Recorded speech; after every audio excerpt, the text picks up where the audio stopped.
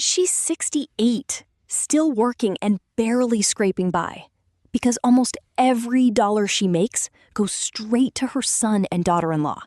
They don't pay rent, they don't pay their own bills, and when I finally stepped in to stop it, they called me the villain. 4 stories today about people who decided someone else's generosity, patience, or bloodline meant they were owed something. My brother and his wife just had a baby. Genuinely happy news. What I didn't know, until my mom mentioned it in passing, is that they've been living in her old house this entire time without paying her a cent in rent. I'd assumed they were at least covering property taxes and basic upkeep. They weren't covering anything.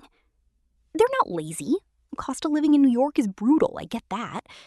But the real issue came out when my mom told me my sister-in-law had decided not to go back to work after having the baby. On my brother's income alone, they simply cannot afford their own housing. My mom, meanwhile, has been quietly footing everything. She finished their basement to give them more space, and she's still paying their car payment, phone, internet, and toll pass, on top of getting no rent at all. If I weren't helping her with her own bills, she'd be at risk of losing her own home. When I brought it up to her, she basically told me to handle it however I saw fit, which told me she'd never be able to say no to them herself. So I did. I sat down with my brother and told him this arrangement had to change, since Mom simply can't sustain it. I even asked why he doesn't stay home with the baby instead, since his wife, a nurse, earns significantly more than he does as a teacher. He said she wants to be the one home. I told him that's fine, but they can't afford that choice on their own. And right now they're not affording it on their own. Mom is. Nothing changed for weeks, so I followed through. Starting next month, the car gets sold, since it's in Mom's name anyway, and the internet, phone, and toll pass all get canceled. For the rent, I've actually started speaking with a landlord-tenant attorney about setting up a real legal lease between them and my mom. Now they're furious, accusing me of being petty, and even claiming I'm willing to make my own niece homeless. That was never the intent.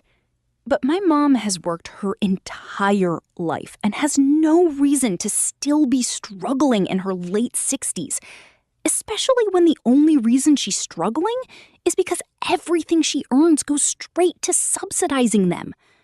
If you are the one paying someone's bills, you get a say in how sustainable that actually is. That's just how it works. That's a slow financial drain. This next one is about a marriage that quietly fell apart for 20 years, and the ending nobody in the family saw coming, or wanted to accept. I got married at 18, against my dad's advice, completely certain I knew better. Over the next 20 years, my wife's family became the center of everything. Every holiday, every birthday party held at her parents' house, with mine invited more out of courtesy than anything else. Inside our own home, it eventually felt like there were 2 separate households, her and the kids as one unit, and me as something else entirely. My preferences got overridden constantly. I couldn't even lock my own bedroom door without being told it stressed the kids out. The week my youngest left for college, I filed for divorce. We didn't have much to split beyond our cars, so I walked away with almost nothing material. And 2 kids who, by that point, had never really considered my side of the family part of theirs. My ex says I blindsided her, that she had no idea I was unhappy. I've asked her what exactly she thought 14 years of ongoing arguments meant, or the repeated suggestions we go to couples counseling. I'm 41 now, starting over completely. I found a better job almost immediately. I've got a rescue dog I adopted the week I left. And I've built a whole new circle of friends. Her side of the family and our kids think I'm the villain for never properly communicating that I was unhappy before just leaving.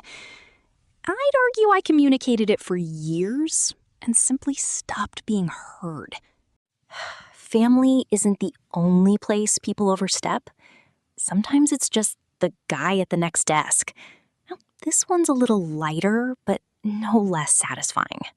There's a guy at my office, sweet, a little scatterbrained. Everyone affectionately calls him Goldfish George, who has one incredibly specific bad habit.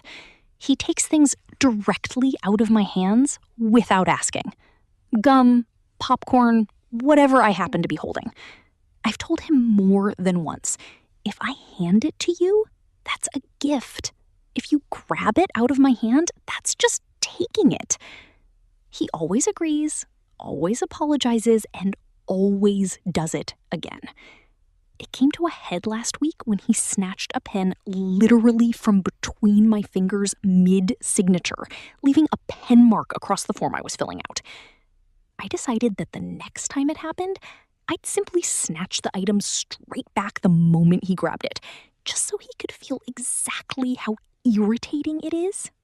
The test came in the break room the next day. He grabbed a communal bag of chips out of my hands. I immediately took it back and said, "Ask, please, George, we've talked about this," then held it out for him properly.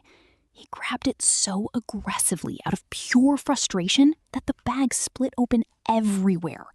He told me I made him feel like a child. Maybe, but I'm not sure there was a version of this lesson that wasn't going to land that way eventually. Last one. And this is the one where an entire family get involved over something that should have been a simple, private decision. A baby's name. My wife and I are expecting our first daughter soon. My wife's younger sister has always been the baby of her family, in every sense. Babied, overprotected, and by my honest assessment, genuinely spoiled. She's 22 and still capable of full meltdowns when things don't go her way. At her own wedding, she cried for half an hour because her shoes were a slightly different shade of white than planned. Shoes nobody could even see under her dress. At a family dinner recently, she mentioned almost casually how nice it would be to have a niece named after her. I let it go in the moment. Later that night at home, my wife told me she actually wanted to go through with it, that it would mean so much to her sister. We have a standing rule between us that any name needs both of us to agree, and I said no. My wife respected that and told her sister no herself. That's when it escalated. My wife started getting pressured by text to reconsider. When she held firm, the messages turned nasty. And eventually, I started getting texts too. Then phone calls from both my mother-in-law and her sister directly, just repeating "why not" over and over. Eventually, I snapped and told them both plainly that I would never name my daughter after someone I consider a spoiled brat, and that this exact phone call was a perfect example of why. Now her whole family treats me like the villain of the story. And I keep getting updates about how upset her sister has been ever since. My wife agrees they've gone too far, but still wants me to smooth things over. I'm not sure I want to.